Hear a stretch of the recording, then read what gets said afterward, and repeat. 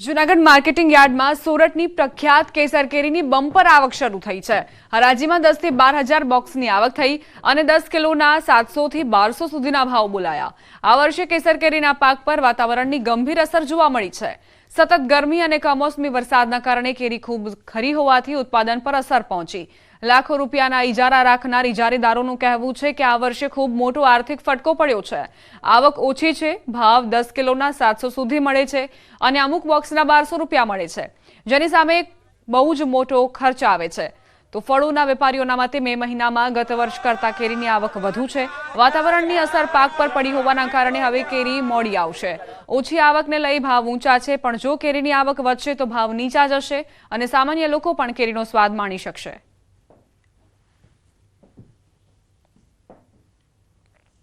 खर्चो एटले मणे गणी लेवानो 400 થી 500 रुपया खर्चो गणी लेवानो। 30 થી 35 रुपयाનું બોક્સ છે, પછી 10 થી 20 रुपया दलालू भाड़ू गणवानुं। 100 એ 10 रुपया दलालू भाड़ू છે, પછી એમાં મજૂરી ગણો તમે 500 रुपया मजूरी लेशे। 700 થી 500 થી 700 रुपया मजूरी છે। એમાં આમાં કાંઈ મળે એમ નથી, નુકસાની જ છે। કેરી પૂરી થવા માંડી। મારી પાસે અત્યારે 72 લાખનો ઇજારા હતા। અમે બધા દેવ પૂજક સમાજમાં ઇજારા રાખી છે।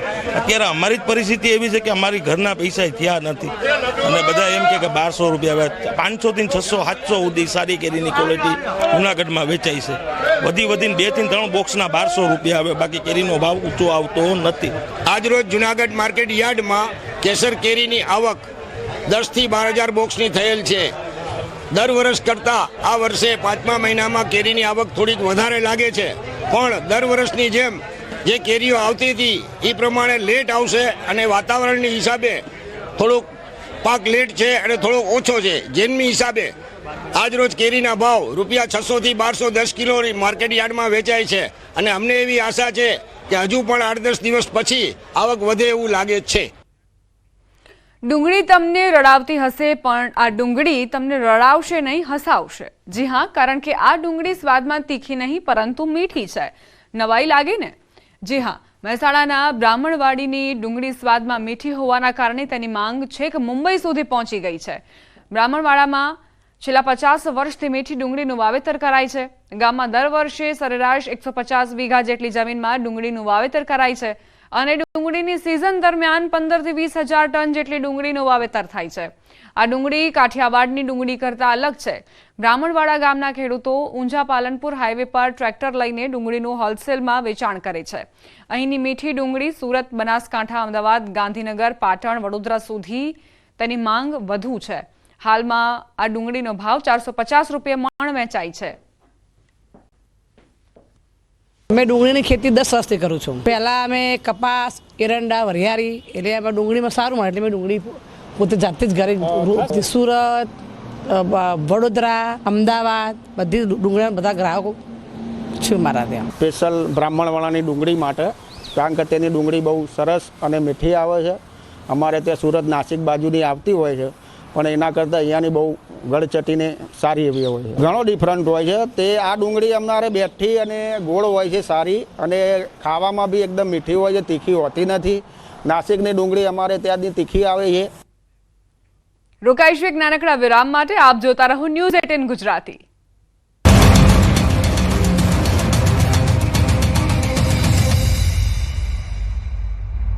Charuset, 25 years of igniting success.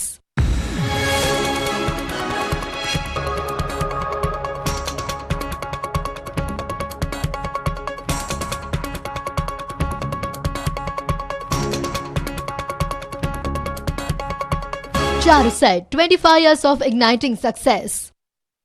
अपने में अरबी समुद्र में चक्रवात सर्जाई शके छे। बंगाळमां उपसागरमां 16 मे थी मोटी हलचल जोवा मळशे। 24 मे सुधी अंदमान निकोबार टापुमां ચોમાસું બેસી જશે। આ કારણે દક્ષિણ ભારતમાં ચોમાસું વહેલું આવશે। 24 મે થી 5 જૂન સુધી ફરી ગુજરાતમાં વરસાદ થશે। રોહિણી નક્ષત્રમાં ગુજરાતમાં થઈ શકે છે વરસાદ। 24 મે થી 5 જૂન સુધી રોહિણી નક્ષત્રમાં વરસાદ કેટલો ભાગ ભજવે છે।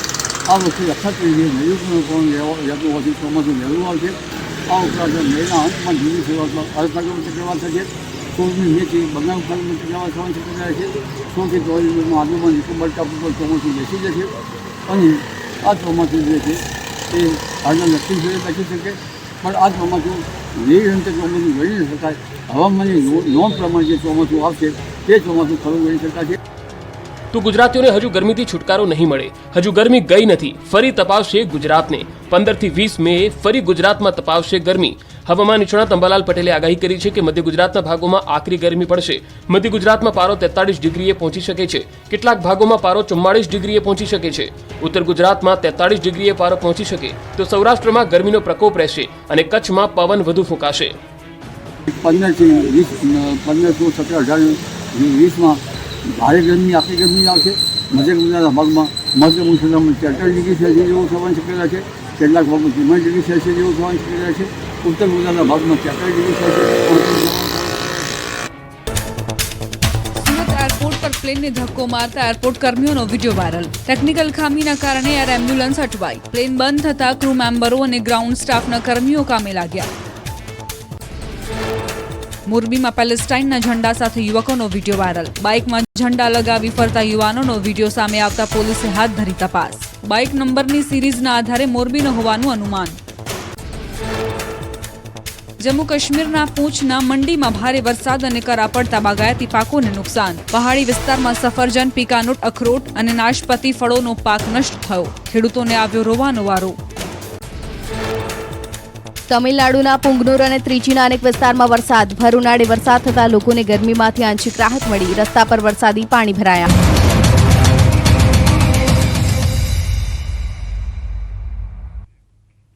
વિરામ બાદ સ્વાગત.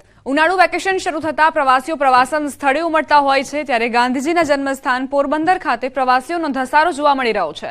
રાષ્ટ્રપિતા મહાત્મા ગાંધીની જન્મસ્થળ કીર્તિ મંદિર ખાતે દેશભરમાંથી પ્રવાસીઓ ઉમટી રહ્યા છે.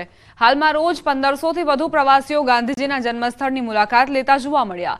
પ્રવાસીઓએ અહીં ગાંધીજીને લગતી પુસ્તકો સહિતની ખરીદી કરી. ઉપરાંત ગાંધીજીને લગતા દુર્લભ તસવીરોને નિહાળી ધન્યતા અનુભવી હતી.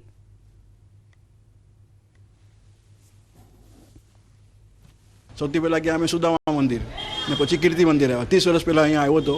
મને મનમાં ઈચ્છા હતી કે જઈએ ચોક્કસ, તો બધા આખા ફેમિલી લઈને જો બધા આવ્યો છું. गांधी स्मृति जो है घणो आनंद थयो. बहुत दिन से इच्छा थी कि हम पोरबंदर, सोमनाथ और द्वारिका घूमने चलें. हमने पोरबंदर देखा, इसके पहले हरसिद्धि माता का मंदिर देखा, द्वारका जी गए, सोमनाथ मंदिर गए, भेट द्वारिका देखा, समुद्र देखा, बहुत सारे सीन देखने को मिले. ઉનાળુ વેકેશન દરમિયાન યાત્રાધામ દ્વારકામાં ભક્તોનું ઘોડાપુર ઉમટ્યું છે. ભગવાન દ્વારકાધીશના દર્શનાર્થે બાળકોથી માંડી વડીલો, વૃદ્ધો સૌ કોઈ પહોંચ્યા. મંગળા દર્શન કરવા લોકોની લાંબી કતારો લાગી હતી. બીજી તરફ શ્રદ્ધાળુઓ ગોમતી ઘાટ, ભડકેશ્વર મહાદેવના દર્શન કરી ભાવવિભોર થઈ રહ્યા છે. ઉનાળાની કાળઝાળ ગરમી વચ્ચે શિવરાજપુર બીચની મુલાકાત લઈ લોકો આનંદ માણતા જોવા મળ્યા.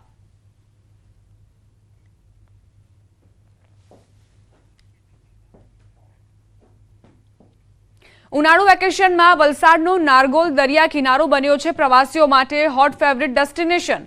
ઉમરગામના નારગોલ ગામના આ દરિયા કિનારાની ખાસિયત એ છે કે તમને દરિયાની સાથે અહીં જંગલની મજા પણ મળી જશે. 70 કિલોમીટર લાંબો દરિયા કિનારો ધરાવતા વલસાડને લોકો તિથલ બીચથી જ જાણે છે, પરંતુ હવે પર્યટકો વલસાડના નારગોલ બીચ પર પણ પરિવાર સાથે મજા માણવા પહોંચી રહ્યા છે. એક તરફ ઘૂઘવતો અફાટ દરિયો અને બીજી તરફ ગાઢ જંગલની સાથે અહીં વિવિધ રાઇડ્સ પણ ઉપલબ્ધ છે. પહેલા અહીંની સ્વચ્છતાના કારણે લોકો વધુ આકર્ષાતા, પરંતુ અન્ય વ્યવસ્થાઓ ન હોવાના કારણે લોકો મુલાકાત લેવાનું ટાળતા.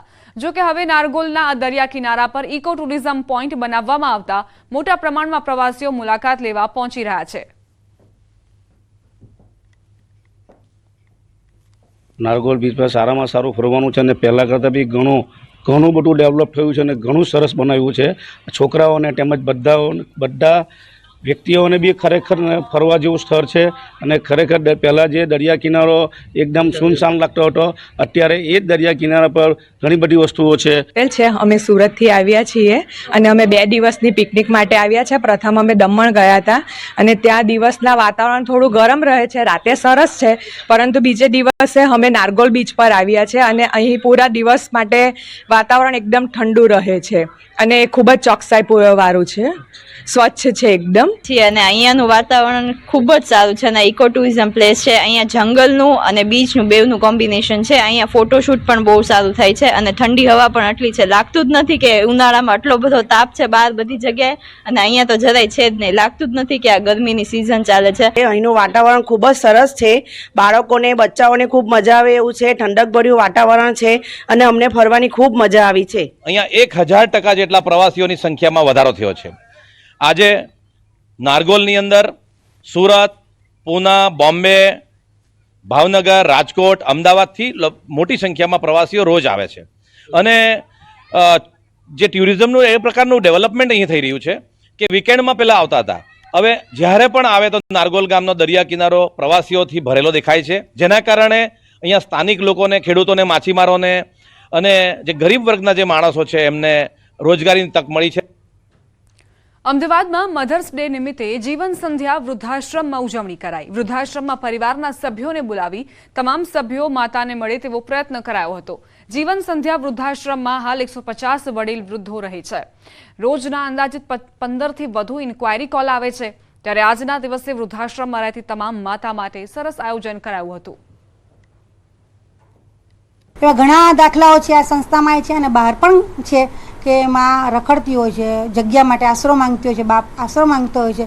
તો હું સમાજને નમ્ર અપીલ કરું છું કે બીજા કોઈને તો નહીં, કમસે કમ જે એકદમ કહેવાય કે જીવનના છે છેલ્લા પડાવમાં પહોંચ્યા છે એવા મા બાપને આપણે જો આ રીતે કાઢી